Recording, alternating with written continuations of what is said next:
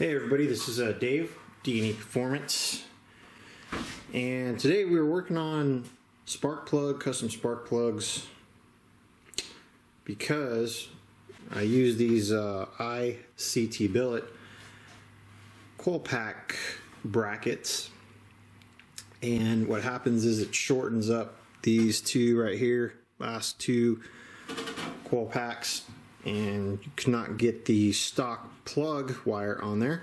So I ordered, along with these brackets, I ordered their custom plug wires, and they come like this. They come miles long, because you can, and it comes with the coil pack boot already on it, which is nice. You don't have to install that. That's a pain in the butt to do.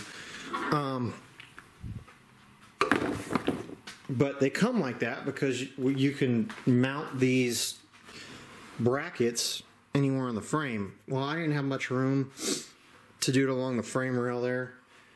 I mean, it looks like it, but realistically it just wasn't going to work right there. So there's another bracket that they sell that mounts to the valve covers, and then you can mount that bracket to the valve cover bracket that they sell. And so what happens when you do that is, like I said, it just shortens up these last two coil packs, and then you've got to make custom wires. So I'm over here on the bench right now. I'm on the last two wires. Actually, I got 3 wires to do still. Okay, got this one. Where is the other boot? Just doing this one right here. This one's right here. But I'm using these. I'm using the 45s, and yeah, we're going ahead and using these ones. These ones actually worked out better, but it's got a bunch of. You've got a 90, and then you also have the straight boot right here. If you want to just come in at it straight, actually go this way.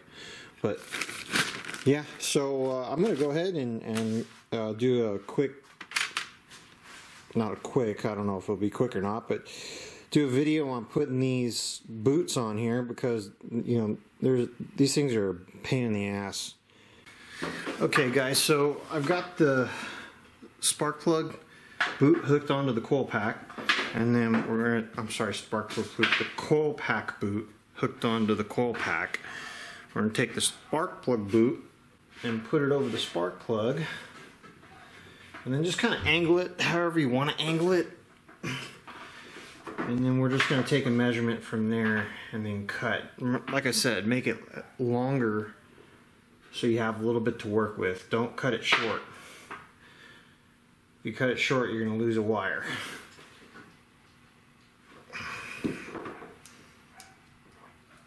We're going to cut it right there. I'm just using a pair of snippers here. That's it. Some wire snippers. Actually, these are I don't even know. These things are heavy duty though. They're like fence snippers. So we've got that measurement there, and then we'll take one more measurement, and then we'll cut that a little bit longer. So we'll cut that right there. Cut it one more time. And we're just going to take this apart, and then there we have it, just like that. It'll be something like that. Okay. Sliding this portion into the boot. So this is what I've been doing.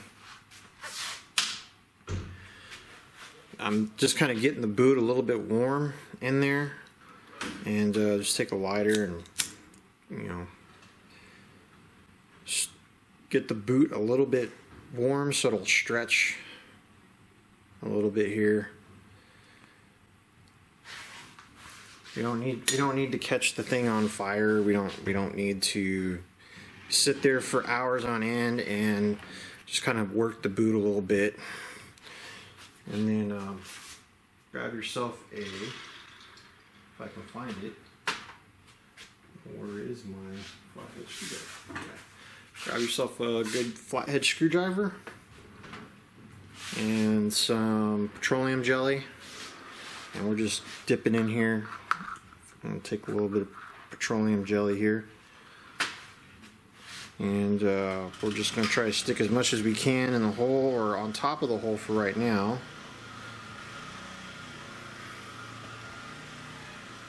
This is the easiest way I've found to do this. I've done quite a few of these. The last ones that I've done on the jet boat, I did them this way too. The petroleum jelly, as you know, as it gets warm, it goes away. It just makes it nice and slippery, and then we just want to take the boot and kind of just work it in there. Don't worry about the screwdriver's not going to punch a hole in the boot.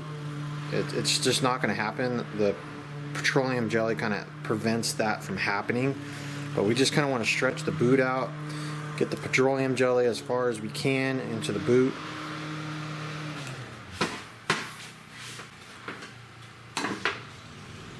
So too on this is you want to make sure that the orientation is the correct way. You don't want your connector to be facing the opposite way, because it'll make it a pain in the ass when you go to stick this back on the car.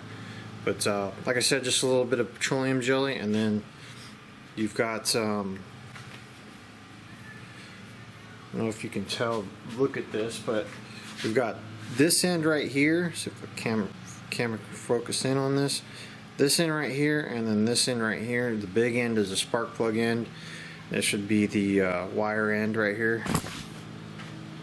So we just want to make sure that we're going to go in the same way. So see if you can see that or not. Maybe, I don't know.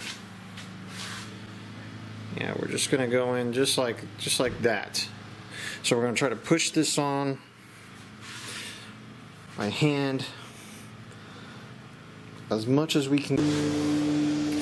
Okay, so ended up pushing this in here, and you just gotta push it in as far as you possibly can. And then of course your orientation is right. Sometimes what you can do is you're pushing, you can kind of bend this way or bend that way, and it'll force the connector to go into the boot. But I was having a little bit of trouble in there. I had to pause you guys for a second. But so the next step is to take the screwdriver, and don't worry about it. You're not gonna damage anything right here.